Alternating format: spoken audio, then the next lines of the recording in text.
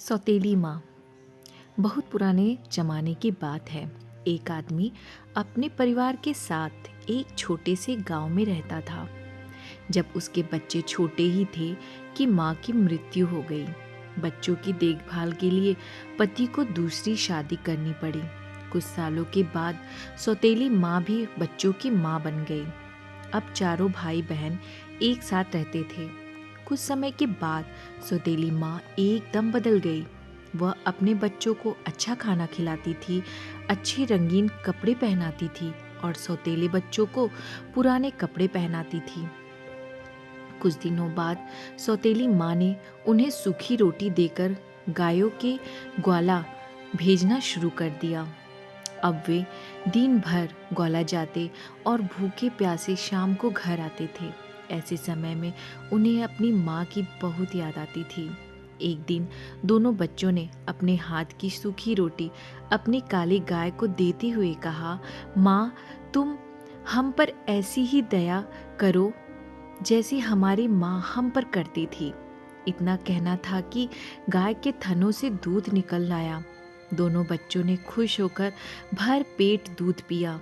अब वे रोज हाथ की रोटी उसे देते और गाय उन्हें भर पेट दूध पिलाती थी। इससे वे खुश रहते थे और उन्हें ग्वाला जाना भी अच्छा लगने लगा। कुछ दिनों के बाद सौतेली माँ ने बच्चों के चेहरे में लाली देखी तो वो आश्चर्य में पड़ गई। उसे अपने बच्चों पर बड़ी दया आई कि वे तो दुबले पतले ही थे। दूसरे ही दिन से उसने अपने बच्चों को भी सूखी रोटी देना शुरू कर दिया। 2 सप्ताह बाद उसने देखा कि बच्चे हट्टे कट्टे होने के बदले कुछ ज़्यादा ही दुबले पतले दिखाई देने लगे थे। अब माँ थोड़ी उलझन में पड़ गई। उसने अपने एक बच्चे को इसका राज जानने के लिए भाइयों के साथ ग्वाला भेजा और कहा कि वह ध्यान दे कि भाई दिन में क्या खाते हैं। दूसरे दिन दोनों भाई गायों को लेकर जंगल की ओर निकल पड़े। गायों ने आराम से चारागाह में घास चरी। दोपहर का समय होने को आया। बच्चों के पेट भूख से कुलबुलाने लगे, पर उन्हें हिम्मत नहीं आ रही थी कि गाय से दूध मांगे कैसे। उन्हें डर था कि उनका सौतेला भाई माँ से चुगली न कर दे। भूख सहन से बाहर होने पर वे भाई से बोले कि हमारी काली गाय हमें दूध देती है, इसी से हम अपनी भूख मिटाते हैं। यह बात तुम किसी को मत बताना। भाई ने कहा, मैं इस बात को किसी से नहीं कहूँगा, चिंता मत करो। अब दोनों भाई खुश हुए और अपनी रोटी गाय को देते हुए कहे, ओ प्यारी माँ, हम पर ऐसी दया करो जैसे हमारी माँ हम पर दया करती थी। ऐसा सुनते ही गाय ने तीनों भाइयों को भरपेट दूध पिलाया। शाम होने पर तीनों भाई गायों को लेकर घर आए तो माँ ने अपने बेटे से पूछा, तुमने चारगाह में क्या खाया? बेटे ने कहा, हमने वही खाया जो तुमने हमें दिया था। वह तो ऐसा भी नहीं था जैसा खाना कुत्तों को मिलता है। ऐसा सुनकर माँ को बड़ा बुरा लगा।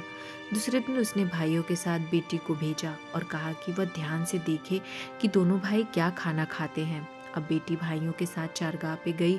दोपहर होने को आई। बच्चे को भूख लगने लगी। उन्होंने पिछले दिन की तरह ही बहन से भी कहा, प्यारी बहन, तुम किसी से भी मत कहना कि हमें खाना कैसे मिलता है। बहन ने भरोसा दिलाया कि वह किसी से नहीं कहेगी। अब भाई गाय के पास गए और अपने हाथ की सूखी रोटी देते हुए बोले, ओ प्यारी माँ, हम पर ऐसी ही दया करो जैसी हमारी माँ करती है। उस दिन गाय ने उन्हें ढेर सारा खाना दिया। सबने पेट भर कर खाया। लड़की ने थोड़ा सा खाना अपनी चुन्नी में छिपा लिया। घर पहुँचते ही माँ ने पूछा कि तुमने चारागाह में क्या खाया? बेटी ने उत्तर दिया, मेरी चुन्नी से पूछो, मुझसे नहीं। माँ ने चुन्नी देखी तो उसमें खाना था।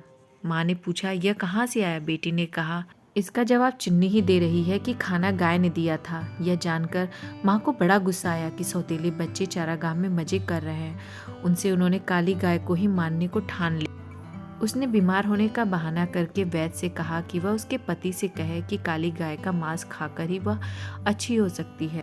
वैद्य ने ऐसा ही किया। उसके पति को कहा कि उनके घर की काली गाय को ही मारना होगा। बाप ने तुरंत ही बच्चों को समाचार भेजा कि माँ को बचाने के लिए उन्हें काली गाय को मारना होगा। उसे लेने वे चरागाह में आ गए। यह सुनकर दोनों बच्चे गाय को गले में हाथ डालकर रोने लगे। तभी बाप व बेटा चरागाह पर आ पहुंचे। उन्होंने गाय के गले से लिपटे बच्चों के हाथों को हटाकर उन्हें दूर किया और घर को चल पड़े। बच्चे भी पीछे पीछे घर आए और पिता से कहा, पिताजी इसे नहीं मारे, नहीं तो हम फिर से बिना माँ के हो जाएंगे। उनकी बात पर सबने उनकी खिल्ली उड़ाई और उसी समय गाय को मार दिया गया। माँ बहुत खुश हुई, लेकिन इन दोनों भाइयों की आंखों से आंसुओं की धारा बहती रही। वे कुछ भी नहीं बोले और जो मांस नीचे गिर गया था उसे वे अपने खेत में ले गए। उसके बाद आसपास लकड़ी इकट्ठा करके उसका दाह संस्कार किया। उससे जो राख बनी उसे अपने चरागाह में ले गए। वहां उन्होंने एक गड्ढा खोदा और जो अस्थियां बची थी उसे उन्हें वह राख को दफना दिया। दूसरे दिन वे दोनों भाई फिर से ग्वाला जाने लगे। फर्क इतना ही था कि काली गाय उनके साथ नहीं थी। वे रोज चरागाह में अपनी गाय की अस्थियों के पास जाकर प्रेम के 2 आंसू बहाकर दूसरी गायों के साथ लौट आते थे। एक दिन हमेशा की तरह वे चरागाह में पहुंचे तो देखा कि अस्थियों की जगह पर एक सुंदर एलोवेरा धृत कुमारी का पौधा खड़ा था। वे आश्चर्य से उसके पास गए और उसकी लंबी लंबी पत्तियों को सहलाने लगे। तभी उस सुंदर पौधे ने उन्हें अपने गोद में ले लिया और खाने की बौछार कर दी। दोनों भाई उससे लिपटते हुए बोले, हमारी माँ कभी गाय बनकर आती है, कभी एलोवेरा की बहार बनकर आती है। माँ कितनी अच्छी होती है, क्यों है ना? कहकर दोनों भाई हंसने लगे। कहते हैं कि उसके बाद वे दोनों भाई अपने सौतेली माँ के पास नहीं गए। उसी धृत कुमारी ने उनका पालन पोषण कर उन्हें बड़ा बनाया। धन्यवाद।